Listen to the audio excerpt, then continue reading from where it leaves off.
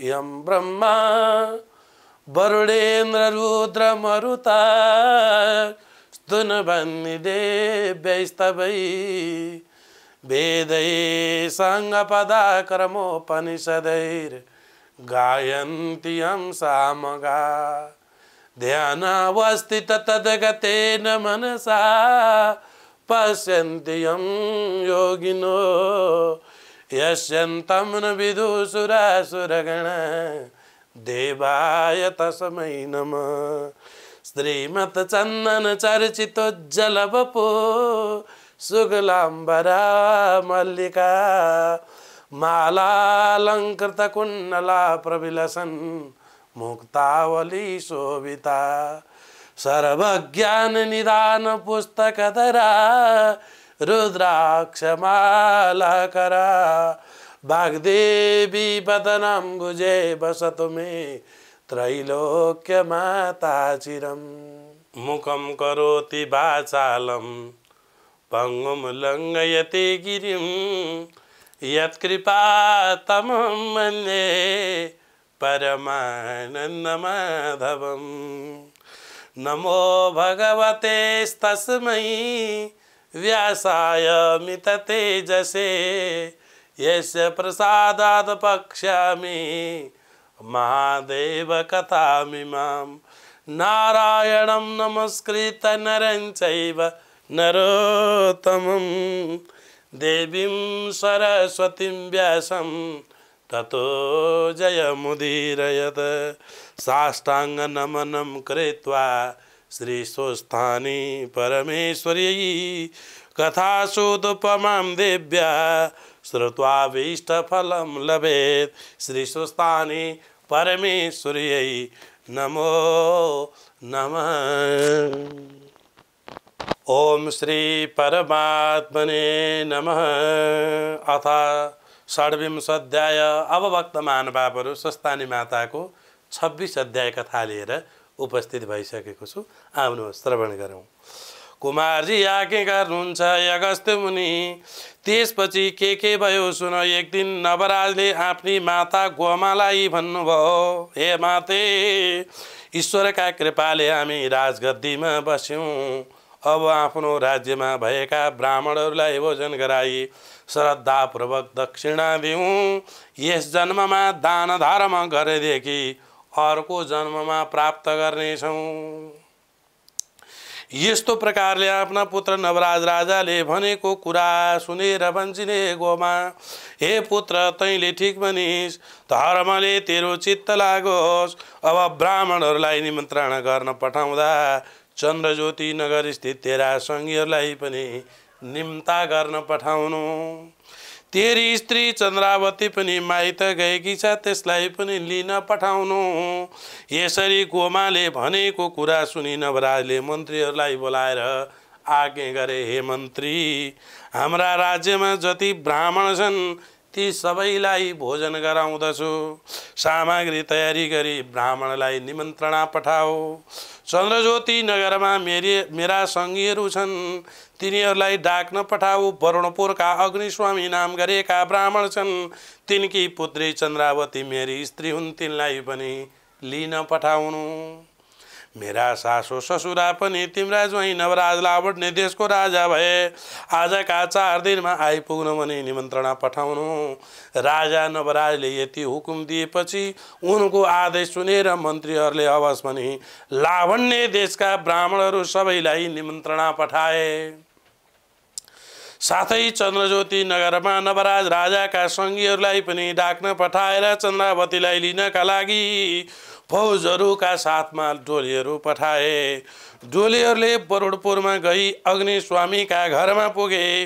घरभित्र पसेर बोलाएपछि चन्द्रावतीले सुनेर झ्यालबाट हेर्दै, को रहेछन् तिमी, को हौ, कहाँबाट आयौ? घरभित्र पसेर बोलाएपछि चन्द्रावतीले सुनेर झ्यालबाट हेर्दै भनिन्, तिमीहरू को हौ, कहाँबाट आयौ? चन्द्रावतीको प्रश्न सुनेर डोलीहरूले भने, हामी नवराज राजाले पठाएर लावण्य देशबाट आएका हौँ। राजाको आज्ञाले चन्द्रावतीलाई लैजानु पर्नेछ। चन्द्रावतीले डोलीहरूको कुरा सुनेर आश्चर्य मान्दै भनिन्, हे डोलीहरू हो, तिमीहरूले नवराज राजा भनी आश्चर्यको कुरा गर्यो।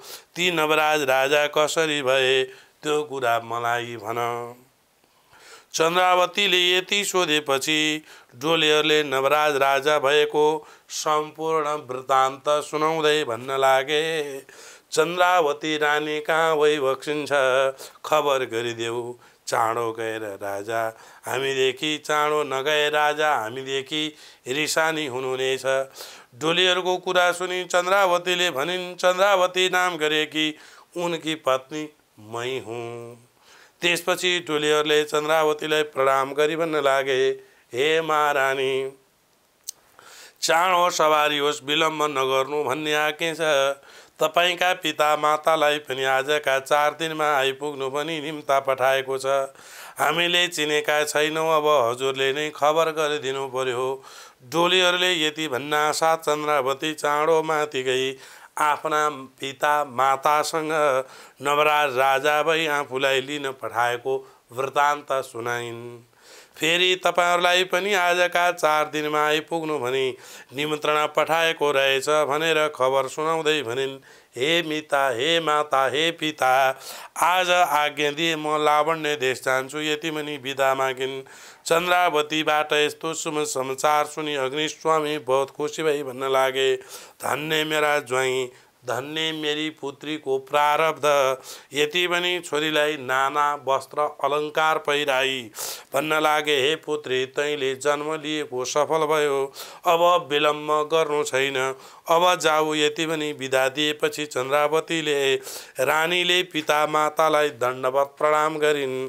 आफ्ना छिमेकी साथीहरूसँग पनि बिदा भई पाल्कीमा बसी लावण्य देशतर्फ लाग्दी भइन्।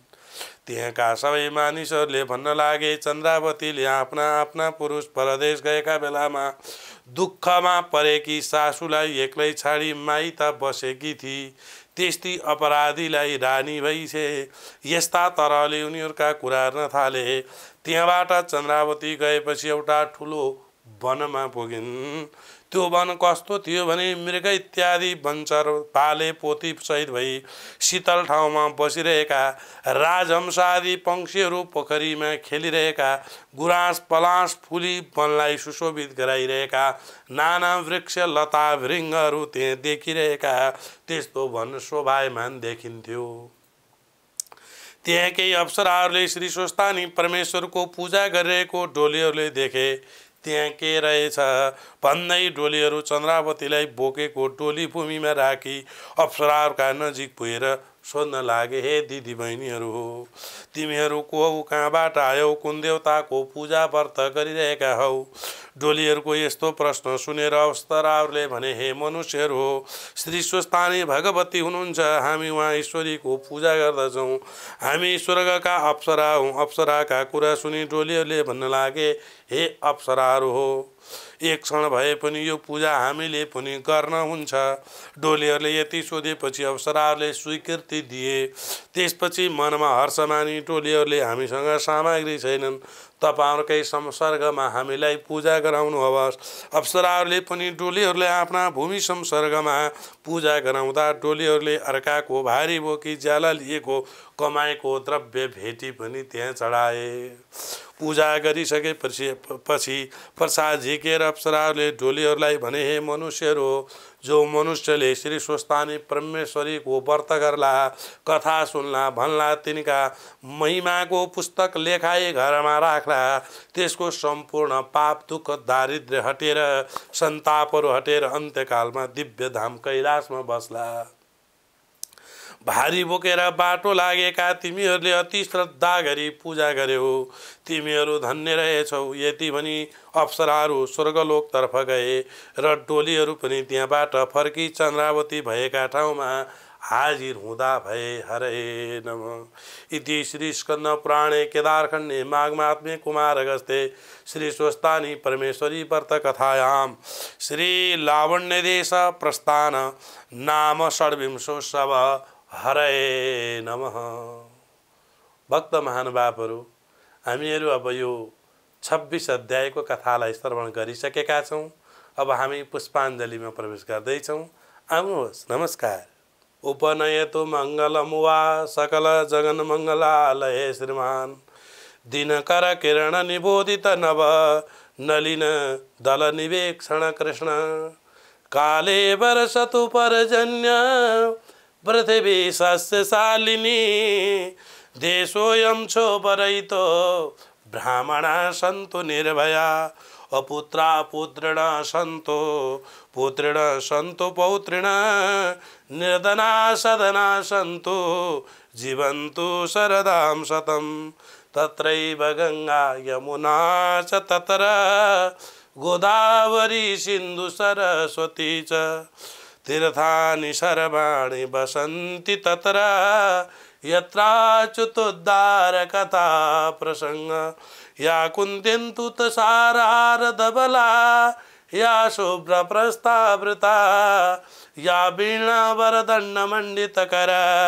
या श्वेत पद्मासना या ब्रह्माच्युत शंकर प्रभृतिभिर् देवैः सदा वंदिता सामं पात सरस्वती भगवती निशेषजाड्यपा कायेन वाचा मनसेन्द्रियैर्वा बुद्ध्यात्मना वा प्रकृति स्वभावात् करोमि यत् यत् सकलं परस्मै नारायणायेति समर्पयेतत् नारायणायेति समर्पयेतत्। श्री स्वस्तानी परमेश्वर्यै नमो नमः।